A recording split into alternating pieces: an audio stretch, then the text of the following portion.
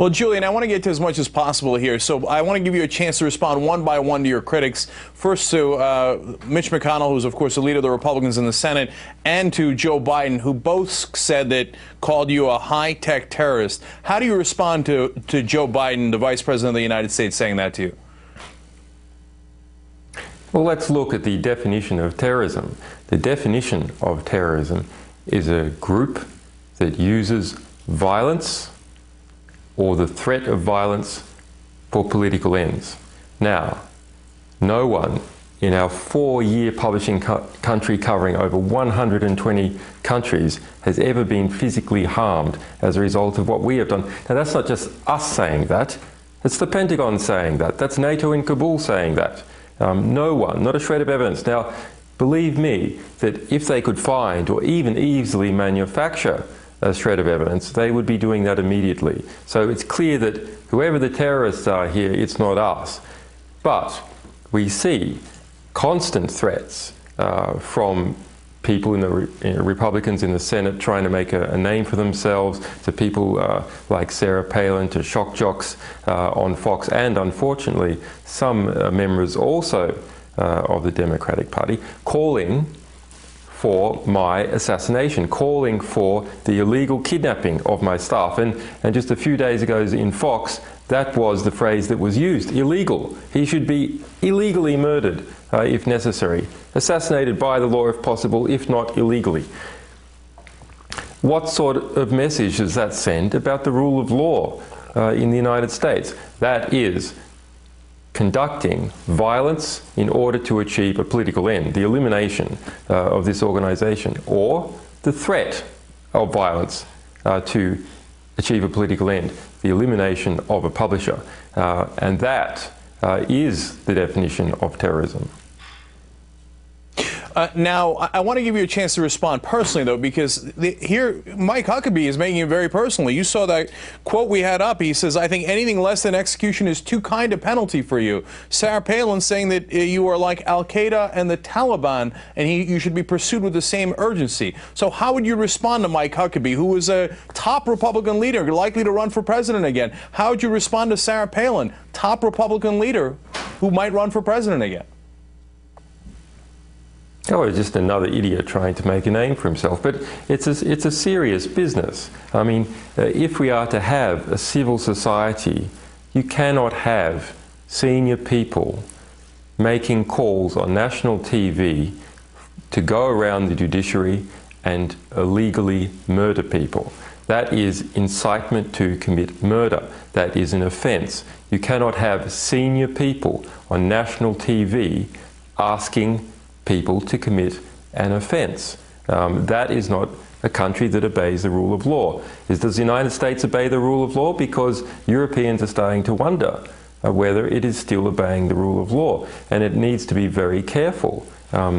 Is it going to descend into an anarchy where we don't have due process, where those great Bill of Rights traditions about due process are just thrown to the wind whenever some shock jock politician thinks that they can use it to make a name for themselves? Or do we take things according to laws expressly made by the people and their representatives? That is the way things should be done. And when people call for illegal, deliberate assassination and kidnapping of others, they should be held to account. They should be charged for incitement to commit murder. Well, that's a very strong charge, and what they're saying is very strong. Well, what's actually happened, the only person who's actually been arrested on any leak is actually Private Bradley Manning. He's actually been in prison for the last 7 months. I know you spent a week in prison, and you got a little sense of how bad it could be. He's had 200 days of solitary confinement in a small cell for 23 hours a day. He gets a 5 a.m. wake-up call. He's not even allowed to exercise in his cell, not allowed to have sheets or a pillow, et cetera, et cetera, et cetera. A lot of people, including some of the top human rights analysts in the world, believe that this is cruel and inhumane treatment. Do you think Private Manning is, one, a hero, and number two, do you think the American government is treating him wrong by keeping him in isolation for so long? We don't know whether this young man is our source or not. Our technology is set up so we don't know that. That is the best way to protect people. But let's look at the allegations. Regardless of whether he was the whistleblower behind some of these revelations or not, he is a young man that has been caught up in this, kept in solitary confinement for some 6 months, some 5,000 hours now, in conditions that were even worse than the ones that I was in. He's now held in a military brig. His visits are very limited, only once a week. And his lawyer has said that they've been getting worse and that his psychological health has been getting worse.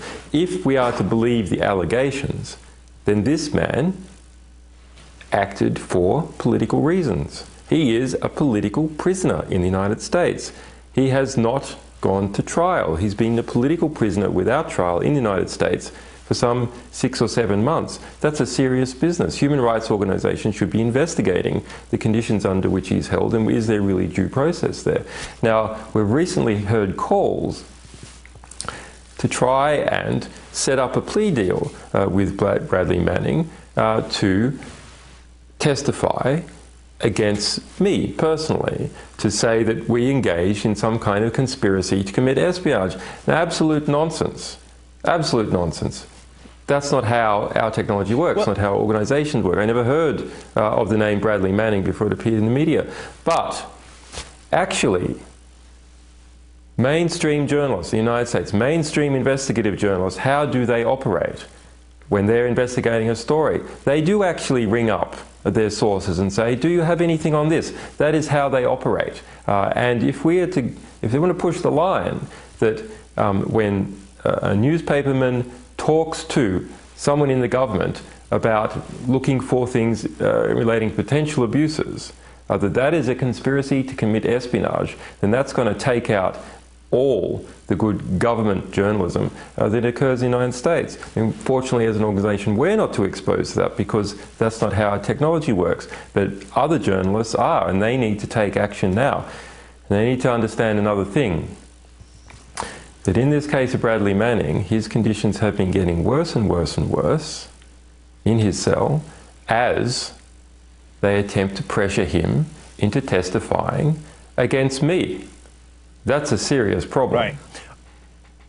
Right. Julian, and I want to let the audience know that Private Manning, of course, has not been convicted of anything. He's in isolation as we keep our most serious criminals, even though he has not been convicted. But Julian Assange, we really appreciate your time today. Thank you for joining us.